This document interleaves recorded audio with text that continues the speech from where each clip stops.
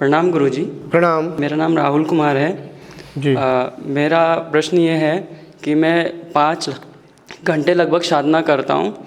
यदि अवरोध मुझे दिखाई देने लगता है अनुभव में तो कम होने लगती है, वरना मेरा एवरेज जो है 5 साढ़े 4 घंटे रहता है। लेकिन मैं प्रयास आगे जाने के कई बार कर चुका हूँ, लेकिन उससे ज़्यादा मैं बढ़ नहीं पाता। 5 घंटे से आगे नहीं निकल पा रहा हूँ। कई बार प्रयास किया 6 घंटे वगैरह, लेकिन 5-10 मिनट में ही मतलब बार बार करना पड़ता है, लेकिन वो ध्यान नहीं लगता है।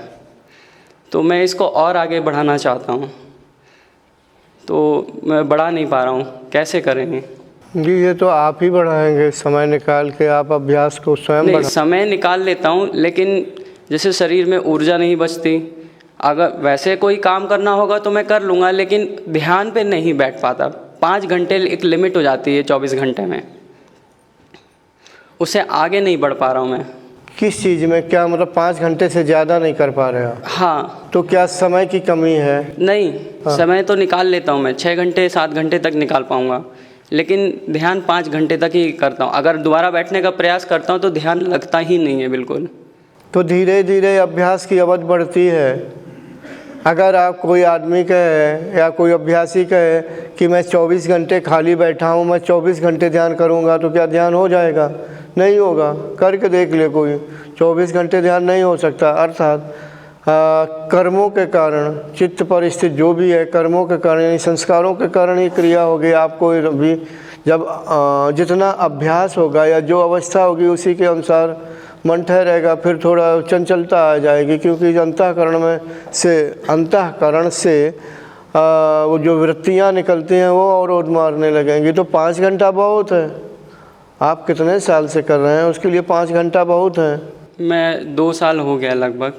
हाँ, तो फिर और क्या हो सकता है? तो मन नहीं लगता तो उसके लिए आपको मतलब शरीर में भी ऊर्जा बिल्कुल नहीं रहती है। क्या ऊर्जा नहीं रही? मतलब बैठने की फिर वो सामर्थ्य भी नहीं बचती है। सामर्थ्य नहीं बची तो आप डॉक्टरी सलाह लें कि आपका शरीर क्यों कमज़ोर है।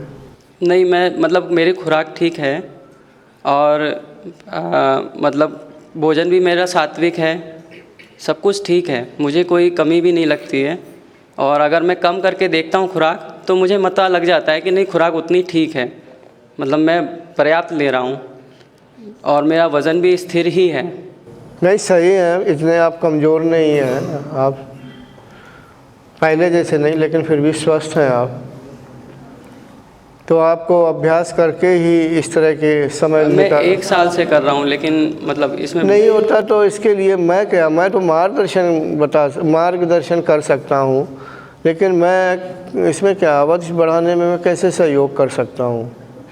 मुझे लगा शायद आप बता देंगे, तो इसलिए। क्या बता दूंगा? मैं तो यही कहूँगा अपना अभ्यास बढ़ाओ, लेकिन कभी हमेशा तक योग नहीं कर सकता। आप दिन में छुट्टी जब हो आपको 2-3 दिन की, और आप सोच ले कि आज मैं 24 घंटे ध्यान करूँगा, नहीं कर सकते। आँख खुल जाएगी। आप जब तक करेंगे तो थक जाएंगे, झुक के बैठ जाएंगे, फिर अपने आप आँख खुल जाएगी। क्योंकि ये जो मन को आदत धीरे धीरे होती है। एक जगह ठहरने की ये नहीं है कि जब मर्जी आया पकड़ के 24 घंटे मैं इसलिए कहता हूँ पकड़ के आया और पकड़ लिया और बैठ गया, ऐसा नहीं होता है। मन की चंचलता या प्रकृति का नियम है रजोगुण का भी प्रभाव पड़ता है। आप ये नहीं समझे। आप इंजीनियर भी हैं, इंजीनियर है ना जी, और पढ़े लिखे मतलब हैं, तो कम से कम 3 गुणों को तो समझ ही रहे होंगे, सत्व रज तम। तो रजोगुण क्या मतलब है कि आप बिल्कुल दबा के ही रख देंगे? प्रकृति का भी तो कुछ सिद्धांत है, रजोगुण काम नहीं करेगा। कितना आप रजोगुण को दबाएंगे? अगर ऐसा हो तो साधक तो बड़ी जल्दी एकदम योगी बन जाए। तो इसलिए प्रकृति के अंदर प्रत्येक पदार्थ में 3 गुण जो पाए जाते हैं उन्हीं के द्वारा सारी क्रिया संभव हो पा रही है। तो आपका जितना अभ्यास है उतना ही आप कर सकते हैं, रजोगुण को ठहरा सकते हैं। रजोगुण का स्वभाव क्रिया करना, हलचल करना, क्रिया करना या हलचल करना, वो अपना काम तो करेगा ही। तो बस उसका यही है कि धीरे धीरे आप अभ्यास बढ़ाएं। 5 घंटे बहुत है, मैं तो फ़िलहाल यही कहूँगा कि बहुत है, पर्याप्त है। उसके अनुसार आपकी साधना भी बढ़नी चाहिए। हमें ये भी याद है कि अपने बल पर आप नहीं बढ़े हुए हैं, मैंने आपको कई बार शक्तिपात किया तब आप बढ़े हैं। तो इसका मतलब है कि आपका चित्त उतना शुद्ध नहीं रहा होगा या संस्कार ज़्यादा जमा रहे होंगे, तो अब वो अवरोध मारते हैं। कब तक कोई आगे बढ़ाएगा ज़्यादा धक्का मार के ज़बरदस्ती? आपको स्वयं अपने चित्त में स्थित संस्कारों से जूझना होगा और अपना अभ्यास बनाए रखने के लिए स्वयं परिश्रम करना होगा। जी गुरुजी। ठीक है। प्रकृति में जो ये रजोगुण है वो अपनी चंचलता कैसे कितनी देर तक ठहरे, क्योंकि हर वृत्ति जो वायु तत्व से बनी होती है उसमें भी चंचलता मिली हुई है, रजोगुण मिला हुआ है। और रजोगुण कोई भी गुण अकेले नहीं रहता है, तीनों गुण सभी जगह विद्यमान है, तो उसका तो प्रभाव पड़ेगा ही। तभी मैंने उदाहरण दिया कि आप छुट्टी ले लें, कह दो कि 24 घंटे मैं ध्यान करूंगा, आप नहीं कर सकते। आप क्या, कोई नहीं कर सकते, आपका मतलब कोई नहीं कर सकता। रजोगुण अपना प्रभाव दिखाएगा, तो इसीलिए कहा गया धीरे धीरे धीरे धीरे। चलो कोई बात नहीं, आप 5 घंटे साधना करते हैं उतनी संतुष्ट रहिए। हाँ, आपका मन नहीं ठहर पाता है तो उसका एक ही है कि जैसे त्राटक है, मंत्र जाप है, प्राणायाम है और शुद्धता को बनाए रखिए, तभी संभव होगा। लेकिन कितना संभव होगा ये आप जाने। आपके चित्त पर जैसे पूर्व काल के संस्कार रहे, यानी जो पिछले जन्मों में, वही तो सहयोग या विरोध करेंगे, उसमें कोई क्या कर पाएगा। और ये योग जन्म जन्मांतरों की चीज़ है। ये नहीं है कि एक क्लास 1 साल में पास कर ली, ऐसा कुछ नहीं है। हाँ, किसी की जल्दी साधना हो जाती है, किसी की देर में।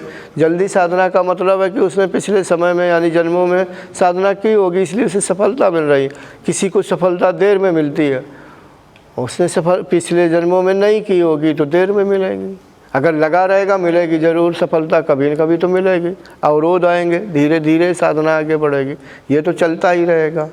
तो उसका यही है कि जो संयम होते हैं, संयम यानी मैं हमारा मतलब शुद्धता के लिए मंत्र जाप करना, संयम मैं गलत शब्द कह गया, यानी मंत्र जाप, शुद्धता के लिए मंत्र जाप करना, त्राटक करना, प्राणायाम करना, परोपकार करना,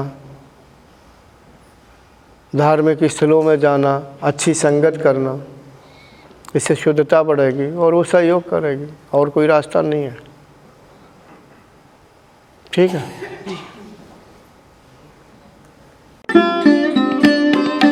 Thanks for watching. Remember to like, comment and subscribe.